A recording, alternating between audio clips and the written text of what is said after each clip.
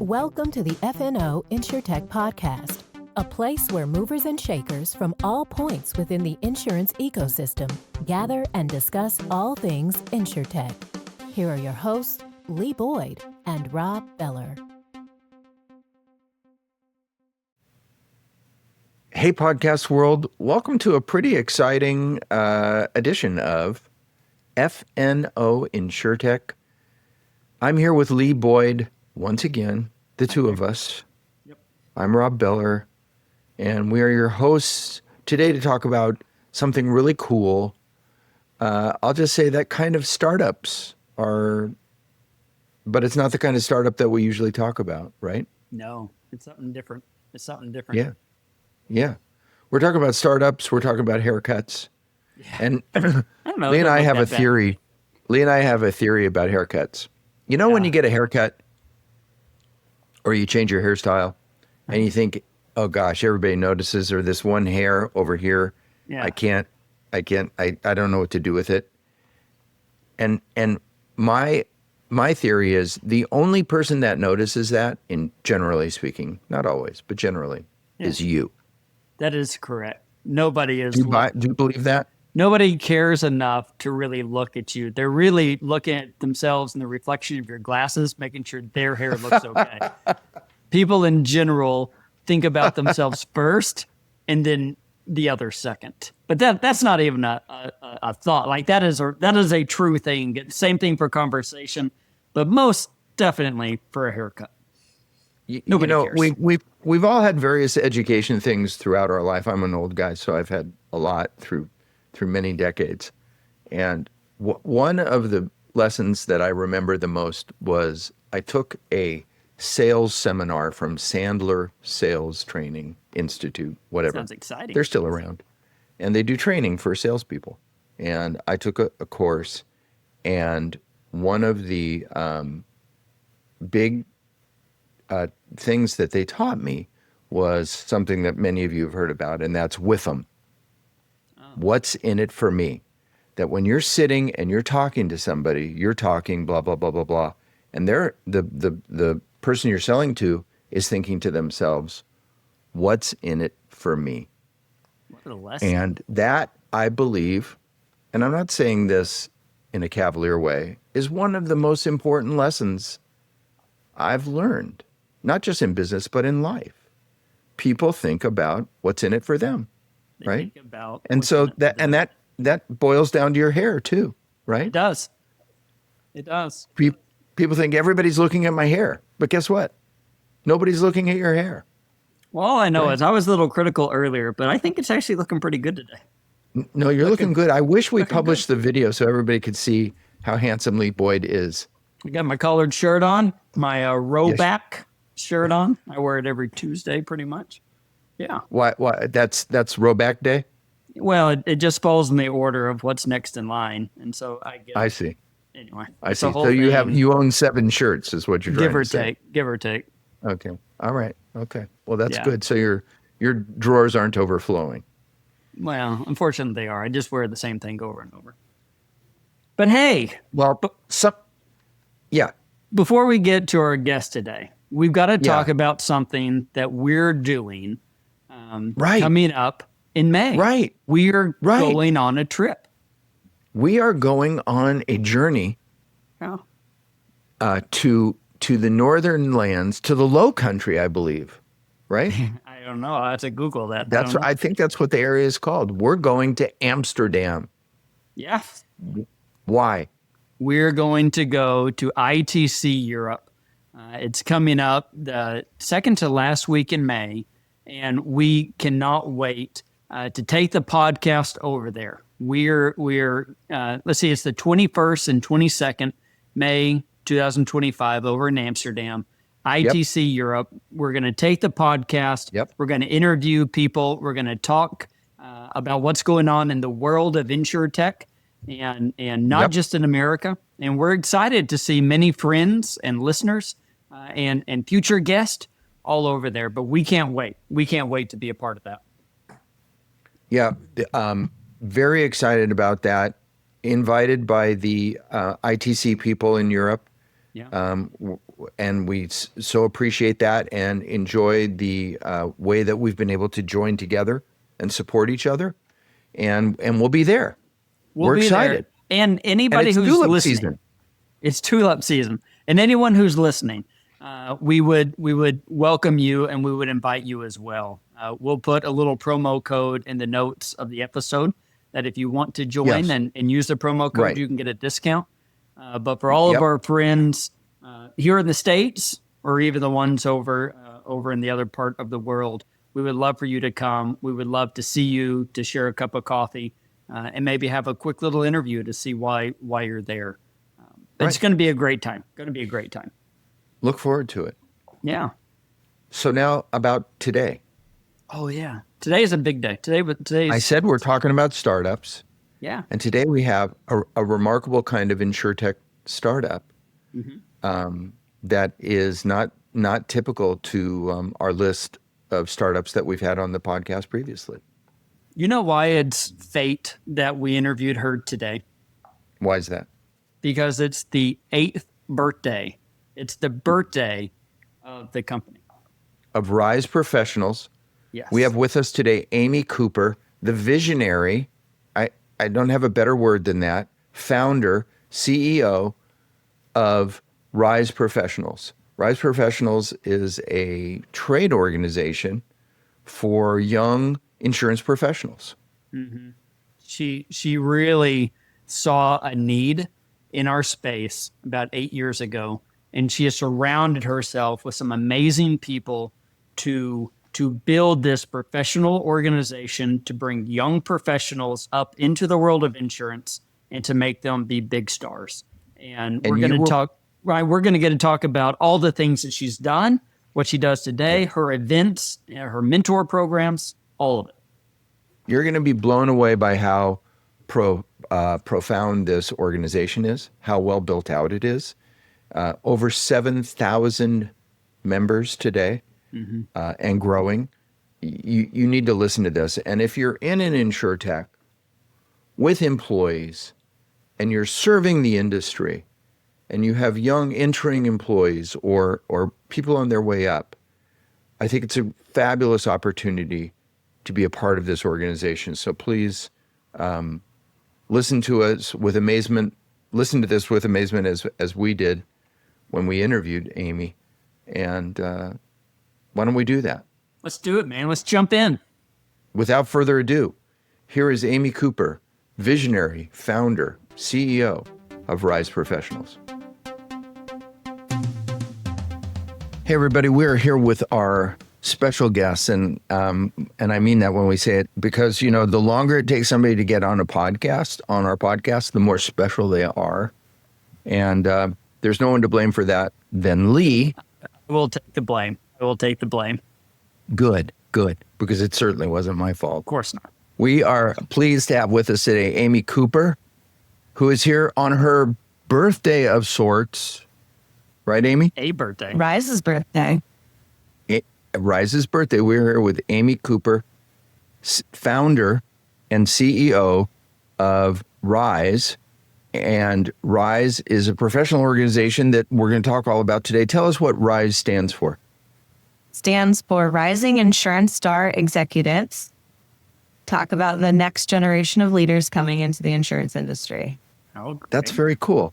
Yeah. So give us the elevator on Rise, so everybody out there knows what we'll be talking about. Yeah. So Rise is an insurance community that's dedicated to helping early career professionals progress in their career and also to attract new talent to the insurance industry. We're everything about leadership, mentorship, and education and networking, putting people together and helping lead the next generation. Love that. And this is your 8th birthday, is that right? It is. How exciting. That's a long time. We don't publish the video that we do during the recording, so people can't see how young you look, right? I mean, you must have started this like out of high school, right? Oh, yeah, sure. Thank you. I'll take it. But seriously, give us a minute. I think the origin story is so interesting. Yeah, I do too. Why don't you tell us kind of how you got to the idea of like, hey, why don't I do this thing? So I actually, right out of college, almost a year after, started working with this legal tech startup and had just moved down to Miami. And that was really great. And I helped them build out nationally, was like employee number 4 or something, and had a really great experience. But I felt like I was starting to hit a ceiling in my career. And around that same time, we were a few years into that, we pivoted over into the insurance industry, and my CEO and founder thought it would be a good idea. There might be some opportunity there. And I was, as a young professional, showing up like just a few years out of college, like, wow, look at all this opportunity. Look at all this, money and investment and innovation that the insurance industry has. Like, this is where I want to build my career. And then just started looking for other young professionals, heard about this big talent gap that was coming, and thought, well, if I can't find a young professionals group, I guess I'll just start one. And it started with just my friends and word of mouth, and then it grew. And now it's almost 7,000 members across the country. Wow. Actually, 12 countries now. Wow. Moved Italy, and yeah. Wow, that's really wonderful. I bet you didn't see that coming, that it could be international. No. But that's one of the cool reasons why insurance is such a great career, because you have the chance to interact in a global economy. Insurance really opens you up to that. You talk about Lee and I have been discovering the international aspect of it lately as well. Oh, it's fascinating, the international aspect. Amy, you were talking about the talent gap. And 8 years ago, you couldn't go to a conference or a meeting where they didn't talk about the talent gap and how people were going to be retiring and new people were starting. And did we have people to fill the gap? Talk a little bit about that. I know that was a big driver for you to get this going.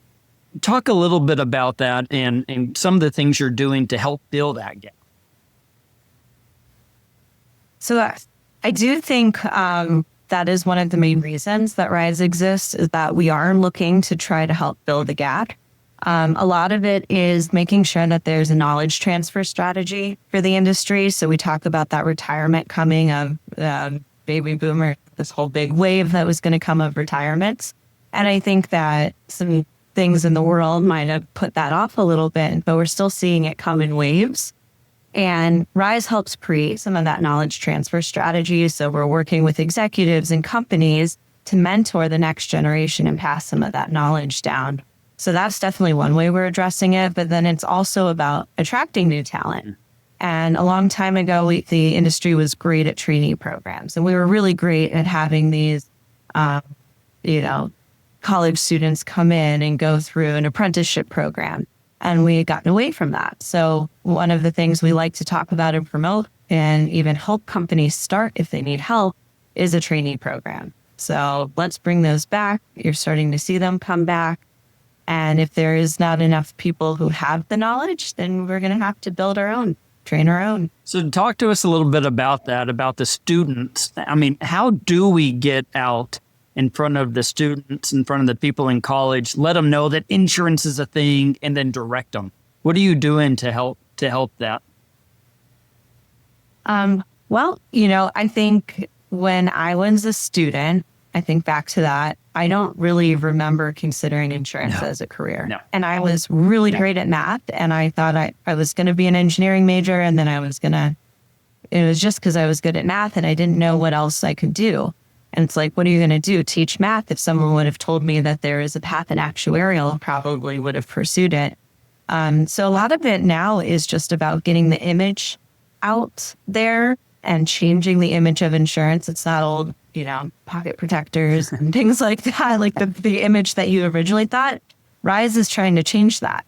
We're putting out these fun networking events, the interactive stuff, the interactive learning that we do to try to help attract students and the next generation and show them that they can have a fun and fulfilling career. And that's the if we could throw billions of dollars into changing the image, we would have Hollywood films and we would show people that you could have these careers. But instead, that would we be have to go to TikTok and we have to put YouTube videos up. Right. They would make a movie about the insurance industry and not understand why nobody went and saw it. But it's really interesting about the changing image of the insurance industry. And I think that InsurTech has a lot to do with this as well, as far as bringing in new energy and excitement to the insurance industry. I mean, when Lee and I started and back then, if you will, in the insurance industry, it wasn't cool. It was kind of boring and there wasn't a lot of flash to it. But you've been around long enough, and even at 8 years, you must be seeing a transition from insurance it's hard to get people excited about to now its image is changing in the world in general. Would you agree with that? Yeah, I think we're definitely getting better. I think it's changing, but I still think we have a long way to go. Just the amount of investment that's done into InsurTech is definitely helping. But we're still up against the regular fintech, and we're up against the regular Amazon and Google and all that for talent. So we still have to stand out and try to get the message out there. I think it's hard to think about competing against Google, Adobe, Apple for talent. I think that's so overwhelming when you say, how do we compete against that? And I guess it's just a little bit at a time, doing what you're doing, changing the perspective and the story that insurance tells, not the pocket protectors, the suits and the cubicles, right? Doing interesting things, but opening up people to these networking events where they can come talk to like-minded people and see that it really is a great career. It really is something. And we need more people like yourself and your organization to spread that. My son's going to go to college in a year and a half. And I've asked all of his friends, what do you want to do? And not one of them has told me they want to go into the insurance space. They all want to do cool things, right? And just letting people know that there is this huge industry that other industries cannot exist without insurance. And it's a great place to go. So I like that. And I also love what you're doing with your mentor program. I'd love for you to give us a little more insight into going back to filling the gap, right? What are you doing with your mentorship program that is helping young people become better at what they do? Kind of the cool thing is that, when you talk about InsurTech and ideas, you always have to polish your idea. And you have a lot of people, you probably have 10 things that you thought of that get shot down before you find the one. And the mentorship program at Rise is that as well. When we first came up with the idea, a lot of people told us that we couldn't do it and companies would be scared of coaching and all this stuff. So the mentorship program we have today is really like a refined, polished version of the original idea where we account for all that. Like we pair cross-functionally. So you're not, if it claims you're paired with underwriting or a broker, or you're paired with somebody in tech and you're not paired with someone who could potentially be your manager. So it kind of relieves that pressure. And it also lets you focus on really what the mentorship program is for, which is developing your goals, your career path, overcoming difficult conversations that you're having, things like that are really going to make you the best professional for your future, and not the nuts and bolts of your job. So we structured it also based on feedback where it's only 3 months. So think about how busy everyone is, and like trying to take on a year commitment or 6 months even is really daunting. But if I'm like, you only have to volunteer for 3 months, you get a lot of people in, you're really focused, you meet 6 times, and there's guided questions and topics that go for each week, and there's homework in between. So it really holds your hand and shows you how to have a mentoring relationship. And a lot of people go on afterwards and continue on like without the program. But at least we've set up this structure, we've shown them how to do it, and we've paired them with someone that they normally would have never met. And back to that like global view of insurance, now you're able to see maybe into another area that you didn't even know existed, or complete the picture of what insurance is doing. I love that. I think that's wonderful. Is that newer to your group? Is this mentorship program newer, or was it there kind of at the beginning? We started it, I believe, in 2020. Okay. So I think we're 5 years in. We've had several cohorts. I think the last cohort had 240 people in it. Wow. Great. So we're having a big impact. Every cohort has grown. We have to cap it at some point soon. But a lot of people tell us about how that's their favorite thing they've done with Rise.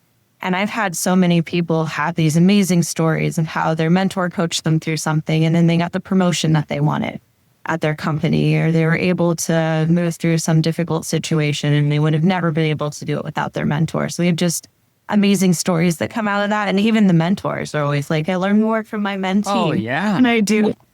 And I think they learned from me. Are the mentees strictly carrier employees? No, it's really anything that touches insurance. So we have brokers, carriers, insurtech. You might have a random, lawyer in there or something. Like you'll have pretty much anyone that touches the insurance industry can participate. But that's why we take a lot of time, and we've kind of created this algorithm for the pairing to make sure it's a good match. And you'll have people who are super junior.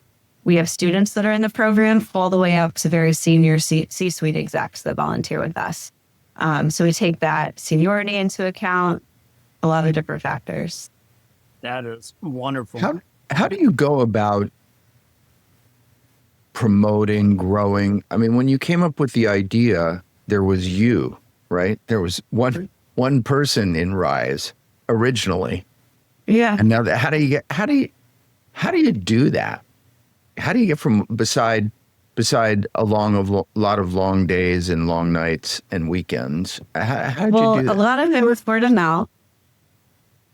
A lot of it is friends and word of mouth and who you know, and getting out there and just sharing what you're trying to do. I think that the industry really wanted what we were building. And so when you tell people, they get excited about the idea and then they tell their friends. But now I think we have such a great team at Rise that their ability to spread the word on social media and get out there and make us very visible in the industry. They've done a great job with that. But you just need a few people that believe in you to be supporters. I mean, I've had so many mentors. We could be here the whole time just me talking about how many mentors have helped me along the way. Can we shout out Dan Moore as long as we're here? Yeah, shout out to Dan Moore. He was on the original Rise board when I was first forming it. He gave me a ton of great advice. He spoke at the very first leadership summit that we held, and pretty sure he'll be back again this year. Well, he has to. We just said it online, so it's live. It's real. Thank you, Dan. We just teased it right there. There you have it. So you must have some stories about when you thought, oh, this isn't going to work, or wow, how am I going to get past this hurdle? Or share some stories. I mean, it's always interesting. A lot of times we interview insurtechs who are forming or in a more formative place. Sometimes we get to interview some that have blown up and are super successful. But share some of the pain and the pleasure that you've been through. Yeah.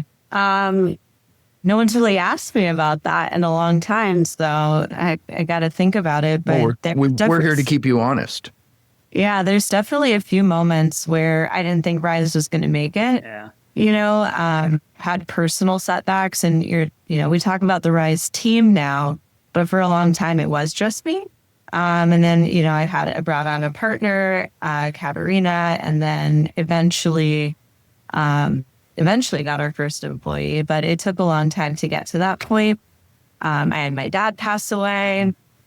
I didn't think I was going to be able to focus on Rise. I had a baby. And I was like, oh man, I'm not going to have time for this anymore. And a lot of these moments were like, okay, but I have this idea and I know people are behind it. And at one point, I just kind of made this decision, and it was after having my son, like, all right, it's either going to be up or out. Like, I either am going to push this up, go to the next level. I'm going to go ahead and take the risk of hiring my first employee, and we're going to make this into what I wanted it to be and what my vision was, or I'm going to shut it down, because it doesn't deserve to be lukewarm. It deserves to either have, like, see this dream through, or shut it down. And I know you talk a lot about like fail fast, right? With insurtechs and with startups. And that was just my moment of, all right, let's push it. Like, put the foot on the gas. Let's invest. It was COVID. So my son was born in January of 2020. Oh, wow. And then the entire world shut down. Right. And that was kind of like this moment for me. And then it was also, we were supposed to have our first in-person Rise Awards that year, and everybody knows what happened there. Everything was canceled. And the next year, we were trying to plan for, okay, it's push it up or out. Like, I'm either going to do this crazy event or we're not going to have Rise. And then the Omicron variant came out, and people didn't even think there was going to be an event, or we were even going to be able to get back in person, and just took the chance on, all right, we're going to do this. I hired my first person. We're going to have a huge in-person conference. And later that year, we had our first in-person leadership summit with 200 people, super successful. This year will be our fourth. So made it happen. Wow. I want to talk. I love those kind of stories. Yeah. I mean, over the past couple of years, your brand has grown tremendously. Right. I see it all over. I hear about it, conferences and emails and websites and LinkedIn. I see it. And one of the things that I know that you have coming up soon is your big leadership conference. I was hoping maybe you could tell us a little bit about that, what that is. But first, I wanted to talk about, just real quick and just throw this out there, other companies have noticed what you're doing. And whenever you look at the sponsors who are participating and are being a part, you have a lot of companies who truly believe in what you're doing. And I think that speaks volumes. Whenever you see all these unique companies, you've really done some neat things out there.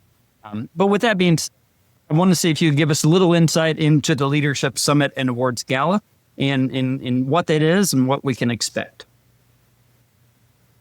So it really is 2 full days packed of a leadership summit. And it's meant to be all focused on helping you develop as a leader, no matter where you're at in your career. So we split into 2 different tracks. There's more of like this entry level focused on individual contributors. I'm trying to work on myself, and I work, for a company, and I want to work on my goal setting. I want to work on my presentation skills. I have all these pieces, emotional intelligence. That's what that track focuses on. Then for those that are a little bit more senior, we have a management track. And the management track gets in more to leading change and how to motivate a team and how to get through difficult conflict situations. So there's that piece of it to help train people who are in management. And you'll end up at our event with this huge mixed group of people from every area of insurance, where you don't get that at most conferences. So you'll have claims, underwriting, product, IT, like analytics, anything that touches the insurance industry is participating in our event, which gives you this unique networking opportunity to meet people from all across the industry. And we have people travel in from all over. And then the cool piece is at the end of all that, we have our big awards gala. Oh, yeah. And we get to honor people, very well-deserving professionals. The first Rise Awards was like top 10 rising stars, and that was back in 2017. And now we have a 35 under 35. We have Mentor of the Year. We have a Lead Award. We have Innovator of the Year. And we get to highlight people that are making an impact in the industry. And it's pretty cool to see that too. That is really neat. How do you come to know about these people, these 35 under 35, these innovators? I mean, are people nominated? How does somebody found?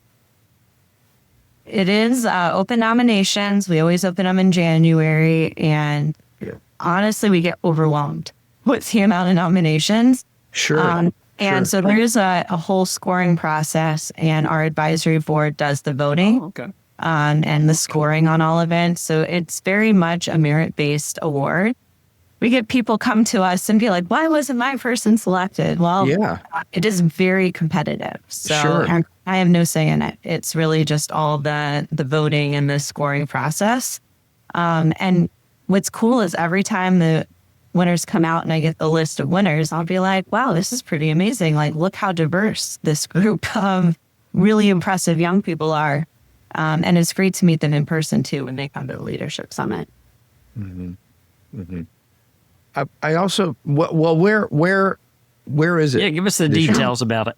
Right. So we're June 16th through 19th in Fort Lauderdale at the Harbor Beach Marriott, right on the beach. If you need another reason, it's on the beach in Florida.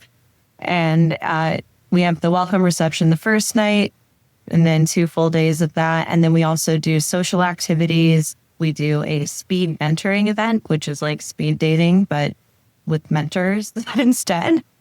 Pretty cool. Mm-hmm. Mm-hmm. Very exciting. I want to ask you a little more about the organization, about your committees.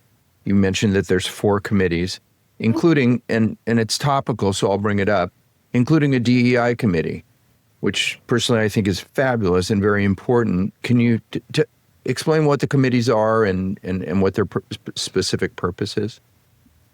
Yeah, so our committees are made up of members, and they will apply to be part of the committee, and there's leadership roles. Really, the purpose is to let our members put together projects that would benefit everyone and put on programming that would benefit our members. And so, like, for example, the education committee has put together these Insurance 101 videos that just came out. They put it together day in the life so you can get an idea. They even have some sort of like intro certificates that they're doing for different areas of insurance. And they put that out. Like, the DEI committee actually launched a nonprofit for us to do scholarships through for students who are coming from diverse or underrepresented backgrounds. And we've been awarding these. It's called Insurance Cares. It was born out of our DEI committee, and we award scholarships every year. We just announced the 5 scholarship winners for this year. Oh. And part of that is that they also get to be flown out and put up at the Leadership Summit so they can meet their mentor. They can get connected. And we have some really cool stories that have come out of that. Past scholarship recipients have even gotten internships at our event and then come back the year after and referred more students into applying for a scholarship. So it's pretty cool and very impactful. We have a student committee, and we also have an innovation committee, and all of them, just the amount of cool ideas that come out from these member-led committees is really amazing. Can you talk about how InsurTech, which is our audience, is impacting or relevant to Rise? Absolutely. One of the biggest things that I think attracts younger people into the industry, or at least keeps them here, is innovation. So having the InsurTechs is one of the biggest benefits or things that I like to promote. Rise has been a partner with ITC for a number of years. We go to all of that, and that's why innovation is one of our 4 pillars and why it's also a committee. Because we think that innovation is one of the ways to attract great talent to our industry. One of the best ways to keep them is to show them, hey, check out this InsurTech and look what they're doing with weather data to help give you, better insurance on your home and connecting things back to life and meaning. Hey, so tell me this. We've talked a lot about individuals, people who can get things out of it, people who can be on committees. What about companies? How are ways that companies could support this and help grow this vision of yours? Yeah. So companies definitely can join as corporate members, and they definitely benefit from being involved with Rise. There's a lot of different angles to it. If I'm a company, I might want to be involved because I want to focus on retention and attraction of talent. So maybe I want my brand out there in front of all of these rising stars and top producers of the industry. So I want to get my brand out there. They also might want to show that they're investing in their people by telling them to be part of Rise or sending them through some of our curriculum, offering them the mentorship program. Definitely can create some loyalty. I have a cool story from one of our board members. They bring 10 of their people every year. And come to find out after they got back, one of their employees that they were sending had actually was trying to give notice. Oh. And then they're like, well, why don't you just go? Because we've already set you up, and then we'll talk about it when you get back. He came back so energized and so connected to his peer group that he went, that not only did he stay, but a year later, he was promoted into a management role. And he's so excited to come back to Rise this year. I mean, the stories like that of this like retention piece for companies, creating loyalty, creating that team environment, that's definitely a piece of what we're helping companies with. I know we talked a little bit about the knowledge transfer, but it also is a way for companies to develop their leaders. We have a leadership course going through and being trained as a mentor for the Rise mentorship program, taking on leadership roles in our committees. Companies can give their future leaders or those that are earmarked for executive track opportunities to develop skills outside of the company that gives them the experience to bring back in and also bring back innovative ideas. So we've built our corporate membership program. It launched last year. We're ramping that up now. So companies can now join as a corporate member, and then all of their employees get additional benefits. Plus, they can post jobs on our job board. They can get their brand out there. There's a lot. That's very cool. Are you having that same kind of opportunity with colleges? We do, and we just do it in a little bit of a different way. So there's a couple pieces to our student involvement, and with colleges, we publish the Elite 50 every year. It's the best internship programs in the insurance industry. Oh. And that list, it's gotten to be kind of competitive now. We used to have some same companies going year to year, but it's become a little bit more competitive to make that list. And we send that out to all colleges and universities that we have connections with. And we launched last year an ambassador program where we're still growing the ambassador program, but the goal is to have ambassadors in every state in the U.S. that are doing quarterly events that show up on campus. They do I-Days, they do career fairs, they're speaking to classes, and not just college, some high schools too. And that's that pipeline of getting students into Rise.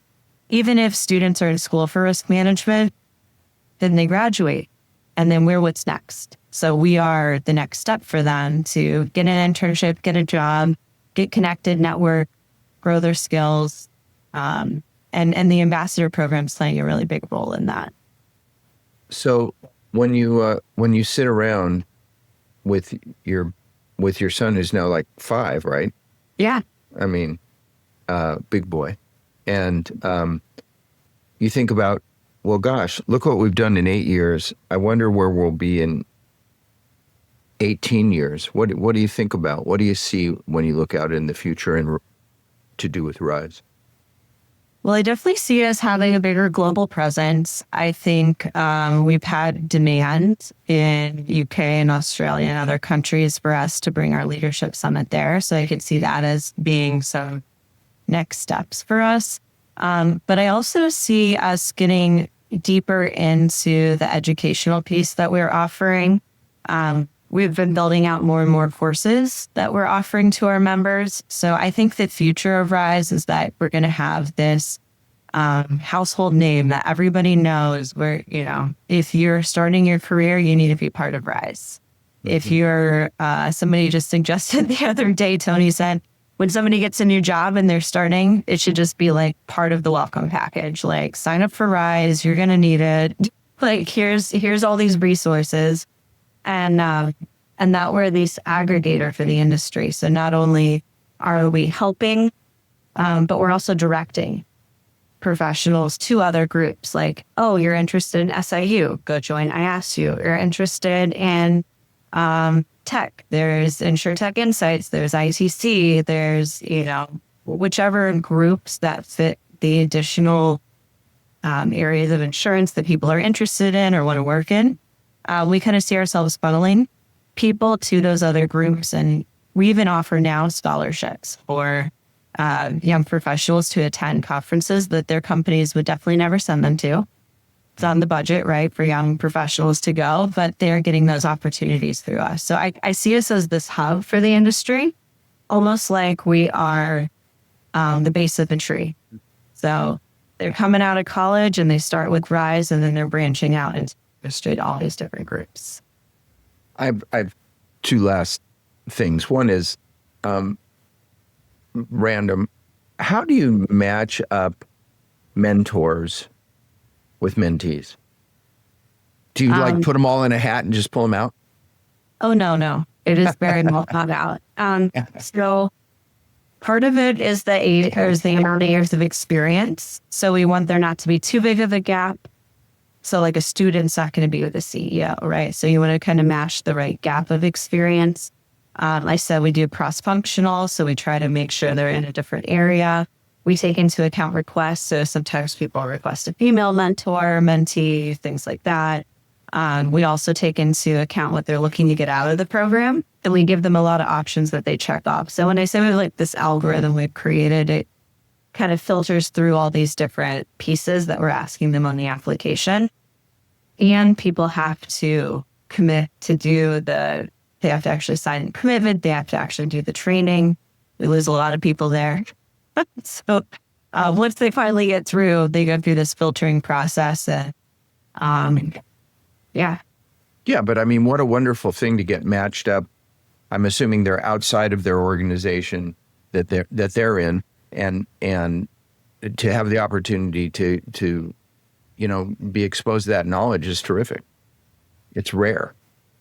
Yeah, we love it. And we've even partnered with a lot of other associations in insurance who've decided, like, hey, why reinvent the wheel? Rise has this great mentorship program. Love that. Like APIW, we get mentors from them. Spencer, we get students from them. So we're kind of, again, an aggregator, and we're trying to help the rest of the industry. Love that. And the last thing I want to bring up for our audience is, so everything that Amy has talked about today, she does on top of the fact she has a day job, right? Yeah. Mom runs an international organization and has a job. And do you sleep? That's my last part. I do. Not as much as I'd like to these days, but I do. I have a really great team at Rise. They are fantastic, and I would not be able to do this without them. We've got dedicated folks like Tori's our director of operations. You think we do a fantastic job on social? It is Tori. It is not me.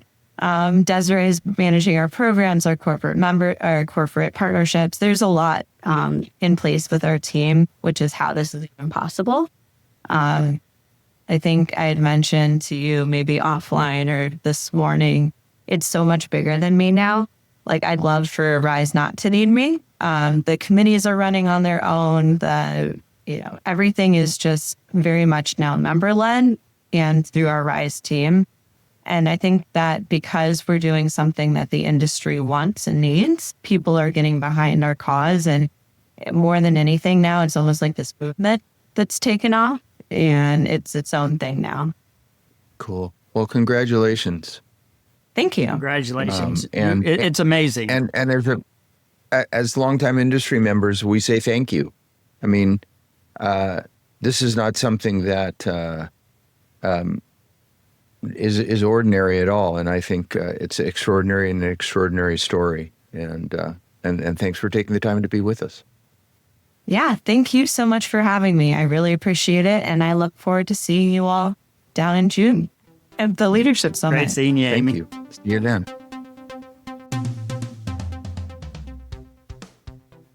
I love great startup stories.